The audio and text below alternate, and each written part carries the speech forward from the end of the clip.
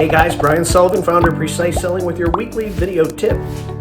You might notice I'm not in the international headquarters / Precise Selling Studios. I'm in Pittsburgh, Pennsylvania. You know why? Because the world is opening up. I'm in the middle of a 2-day sales training boot camp, and the room of a Holiday Inn Express has never smelled so beautiful. All right, today we're going to talk about why it's important for you to have commonly used responses to commonly heard objections. Now, if I asked you to list the 5 top sales objections that you hear, would you be able to do it? And chances are you could. You probably hear all the time prospects say, I'm just going to think it over. You probably hear them say, geez, I can get it cheaper somewhere else. And there's probably, again, 2 or 3 other commonly heard ones. And the question for you is, when you hear these things, do you know exactly what is going to come out of your mouth? Now, when I do these sales training boot camps and I ask that question, most of my students go, I kind of say this, or I think I kind of say this. And what's the problem with that? Well, the problem is if you're not quite sure what's going to come out of your mouth, sometimes it sounds really good, and sometimes it sounds really, really bad. But if we know exactly what we're going to say, we're a lot more confident. And frankly, it sounds better. So why do it 7 different ways? Let's find one way to do it. Now, this was several years ago. I was working for my former employer many years ago, a great company called Welch Allen. And it was my friend John Cady and Jack DeSaro and myself were tasked with putting together a 3-day sales training boot camp. And on day 3, we did exactly this exercise. We listed out the common objections and we split people up into teams. We said, all right, team number 1, we want you to write down, I want to think it over. And we want you to write down what you should say when you hear, I want to think it over. And by the way, if you're not quite sure what to say, we have a great sales guru who we used to follow, a guy named Tom Hopkins, a legend in the industry. So we said, steal his words. Those are pretty good too. Table number 2, you're going to come up with a common response to, I can get it cheaper somewhere else. Now, come up with your own, or again, steal the master Yoda, Tom Hopkins. Table number 3, you get your objection, and etc.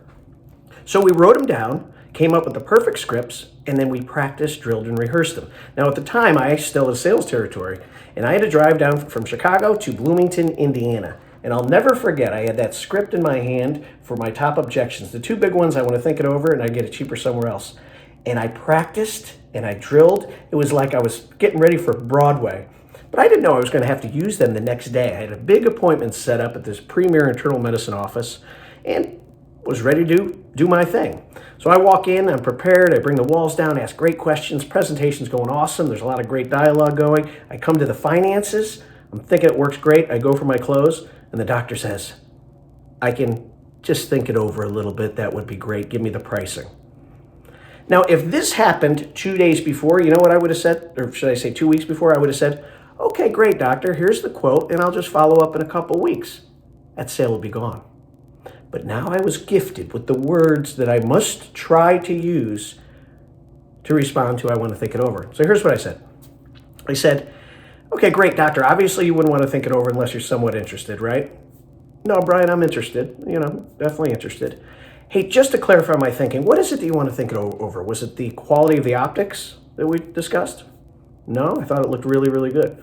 Could it possibly been the service and loaner policy? No, I like that you'll replace the scope overnight, so that works. I said, could it be the price? And he paused and reluctantly said, yeah, it's the price.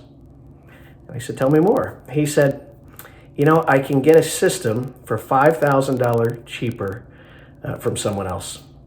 So, what did my trained, practiced response do? It snuffed out the real objection. If I walked out that door, I wouldn't be getting that order.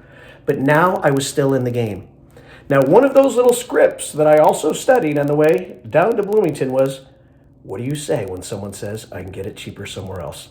Let's try this script. So I said this. I said, doctor, no worries. I've been working with internal medicine offices for the past 3 years, providing scopes. And I think I've learned one thing. When offices like yours invest in endoscopy products, they really look for 3 things. They need great quality optics so that they can pick up polyps and tumors. That's vital. Number 2, they need to know that there's some peace of mind that comes with a really good service and loaner policy, so you don't have to reschedule patients. And of course, every office I work with wants the lowest price. But you know, there's no company in our industry who can offer you all three things. You can't get the best optical system that comes with video.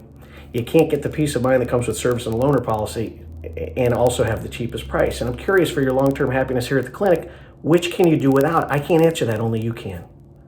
And I paused, and part of me was going, oh my gosh, how's this going to go down? Uh-oh. All right, and I'm just being really, really patient. I'm dying. And he said, all right, well, let's talk. You think it's risky if I go with that scope? I said, well, listen, tell me about it. He said, well, it's about 5 years old. You know, it's a fiber scope. It's not a video scope. And I said, you know, doctor, the average life of the scopes that you're about to purchase is 5 to 7 years. So you're about to purchase a scope that's at the end of its life, but you'll save $5,000. And he paused, kind of smiled, and we got back into the finances. And I walked out that door that day with a $25,000 order, and I was looking for the first Pfizer rep, drug rep in the hallway to chest bump. I was so pumped. Now here's what it taught me. It taught me that if I know I'm going to hear these commonly used objections, shouldn't I know exactly what I'm going to say? And the answer is yes. And I looked back over the previous years and wondered how many sales did I just walk away from because I never snuffed out the real objection, because I wasn't prepared enough with a great response. So your homework this week, write down your top 5 objections and then think about exactly what you want to say. And if you don't know what to say, find something online. Go to Tom Hopkins, the old Yoda that we used to use, and come up with the responses. But these only work if you practice, drill, and rehearse them so they sound like it's coming out of your mouth and not out of a sales book, right? It only comes with practice. And watch this. You're going to be more prepared than ever. Will you win all the sales? Nope. But you're going to stay in the game longer, and those will result in sales. So, hope you enjoyed this week's tip. We'll see you next week from another hotel. Loving this. See you then.